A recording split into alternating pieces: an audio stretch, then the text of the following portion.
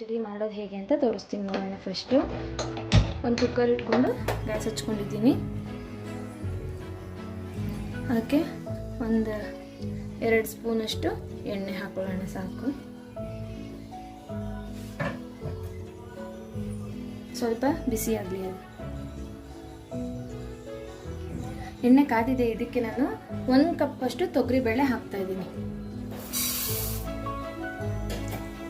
ಒಂದೆರಡು ಸತಿ ಹಿಂಗೆ ಹುರ್ಕೊಳ್ಳೋಣ ಎಣ್ಣೆಲಿ.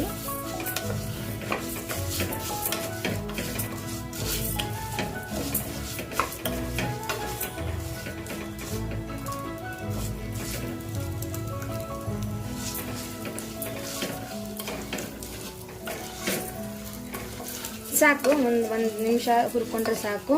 ಇದಕ್ಕೆ ನಾನೀಗ ಒಂದು 5 ರಿಂದ 6 ಮೆಣಸಿನ್ಕಾಯಿ ಹಾಕಿದ್ದೀನಿ. ನೀವು ಯಾವ್ದಾದ್ರು ಹಾಕಿ, ಗುಂಟೂರಾರು ಹಾಕಿ, ಬ್ಯಾಡಗಿನಾರು ಹಾಕಿ, ತೊಂದರೆ ಇಲ್ಲ. 1 ನಿಮಿಷ ಮತ್ತೆ ಅದನ್ನು ಸ್ವಲ್ಪ ಹುರ್ಕೊಳ್ಳೋಣ.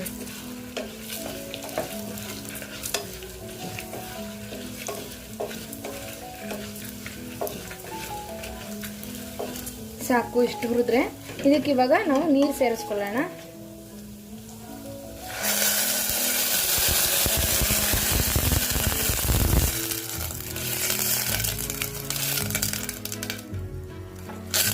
ಬೇಳೆ ಮುಳುಗುವಷ್ಟು ನೀರು ಹಾಕಿ ಒಂದು 4 ಕೂಗಿಸ್ಕೊಳ್ಳೋಣ.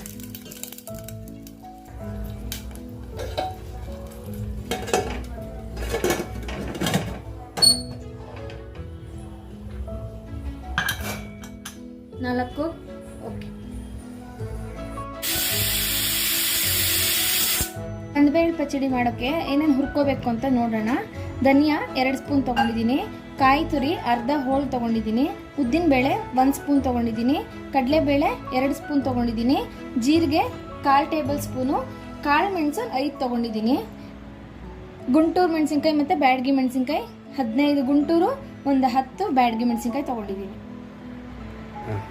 ಇವಾಗ ಬಾಣಲಿ ಇಟ್ಕೊಂಡು ಎಲ್ಲ ಒಂದೊಂದನ್ನೇ ಹಾಕೊಂಡು ಹುರ್ಕೊಳ್ಳೋಣ. ಕಡಲೆಬೇಳೆ ಹಾಕೋತಾ ಇದ್ದೀನಿ. ಹುರ್ಕೊಳ್ಳೋಣ. ಇದು ಸ್ವಲ್ಪ ಕೆಂಪಾಗೋ ತನಕ. ಇದಕ್ಕೆ ಇವಾಗ ಹುರಿದಿದ್ದಾಗಿದೆ. ಇದಕ್ಕೆ ಇವಾಗ ಉದ್ದಿನಬೇಳೆ ಆ್ಯಡ್ ಮಾಡ್ಕೊತಾ ಇದ್ದೀನಿ.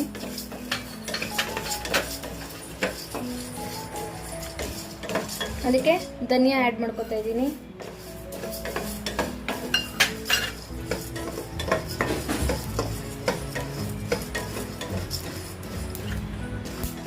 ಅದಕ್ಕೆ ಜೀರಿಗೆ ಮತ್ತೆ ಕಾಳುಮೆಣಸನ್ನ ಆ್ಯಡ್ ಮಾಡ್ಕೊತಾ ಇದ್ದೀನಿ. ಸ್ವಲ್ಪ ಕೆಂಪಾಗೋ ತನಕ ಹುರ್ಕೊಂಡ್ರೆ ಸಾಕಿದನ್ನ. ಇದನ್ನ ಇವಾಗ ಒಂದು ಬಟ್ಲಿಗೆ ತೆಗೆದಿಟ್ಕೊಳ್ಳೋಣ.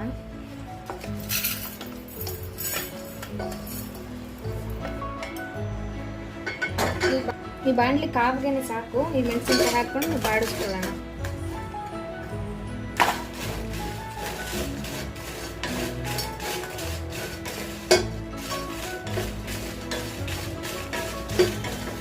ಮೆಣಸಿನಕಾಯಿನೂ ಹುರಿದಾಯ್ತು. ಇದನ್ನ ಮಿಕ್ಸಿ ಜಾರಿಗೆ ಸೇರಿಸ್ಕೊಳ್ಳೋಣ ನಾವು.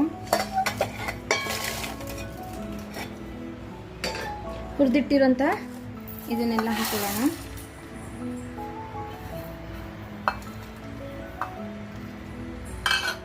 ಕಾಯಿ ತುರಿನೂ ಮಿಕ್ಸ್ ಮಾಡ್ಕೊಳ್ಳೋಣ. ಇವಾಗ ಇದನ್ನ ತರ್ತರಿಯಾಗಿ ನೀರು ಹಾಕ್ದಿರ ರುಬ್ಕೊಂಬರೋಣ.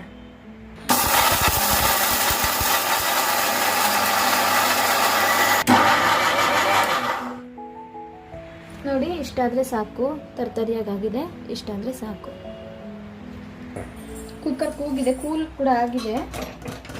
ನೋಡಿ, ಬೇಳೆ ಇಷ್ಟು ಬೆಂದಿದ್ರೆ ಸಾಕು. ಇದನ್ನ ಸೌಟಲ್ಲೇ ಸ್ಮ್ಯಾಶ್ ಮಾಡ್ಕೊಳ್ಳೋಣ. ಇದನ್ನ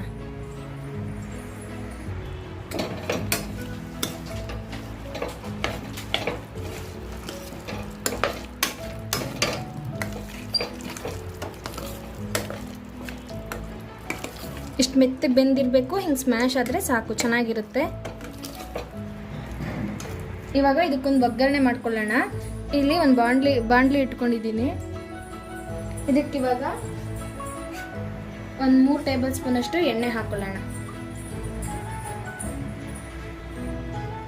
ಇದಕ್ಕಿವಾಗ 4 ಕಾಳು ಸಾಸಿವೆ ಹಾಕೊಳ್ಳೋಣ.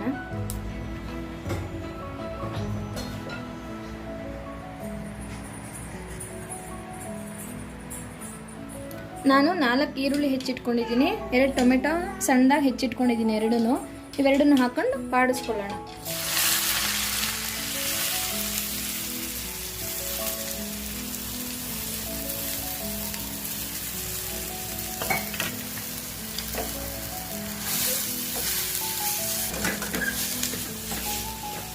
ಬಾಡಿಸ್ಕೊಳ್ಳೋಣ. ಸ್ವಲ್ಪ ಕೆಂಪುಗಾಗೋ ತನಕ ಬಾಡಿಸ್ಕೊಳ್ಳೋಣ. ಇದಿಷ್ಟು ಕೆಂಪಾಯಿತು, ಸಾಕು. ಇವಾಗ ಇದಕ್ಕೆ ಟೊಮೆಟೊ ಮಿಕ್ಸ್ ಮಾಡ್ಕೊಳ್ಳೋಣ. ಟೊಮೆಟೊ ಕೂಡ ಸ್ವಲ್ಪ ಸಾಫ್ಟಾಗಿ ಆಗಲಿ.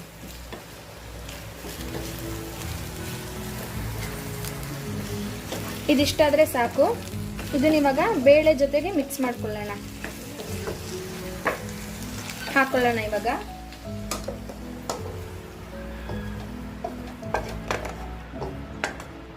ಇವಾಗ ಇದಕ್ಕೆ ನೀರು ಮತ್ತೆ ನಾವು ರುಬ್ಬಿಟ್ಕೊಂಡಿರೋದನ್ನ ಹಾಕೊಂಡು ಕುದಿಸ್ಕೊಳ್ಳೋಣ. ಇವಾಗ ಹಾಕೊಂಡ್ವಲ್ಲ ಬೇಳೆಗೆ ಇದನ್ನ ಮಿಕ್ಸ್ ಮಾಡ್ಕೊಳ್ಳೋಣ. ಇವಾಗ ರುಬ್ಕೊಂಡಿರೋಂಥದ್ದನ್ನ ಇದಕ್ಕೆ ಹಾಕೊಳ್ಳೋಣ, ಬೇಳೆ ಜೊತೆಗೆ ಹಾಕೊಳ್ಳೋಣ.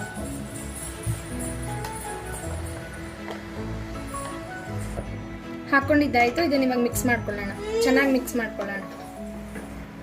ಇದಕ್ಕೆ ಇವಾಗ ನೀರು ಹಾಕೊಳ್ಳೋಣ ಸ್ವಲ್ಪ.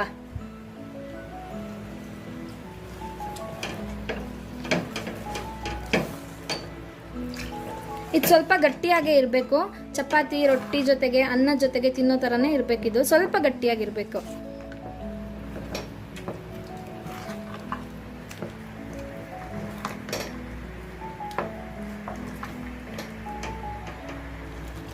ಇದಕ್ಕೆ ರುಚಿಗೆ ತಕ್ಕಷ್ಟು ಉಪ್ಪು ಹಾಕೊಳ್ಳೋಣ.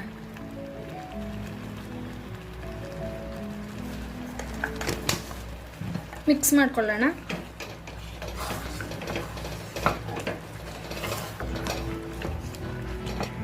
ಇದೊಂದು 2 ನಿಮಿಷ ಕುದೀಲಿ, ಸಾಕು. ಈ ಕನ್ಸಿಸ್ಟೆನ್ಸಿ ಇದ್ರೆ ಸಾಕು.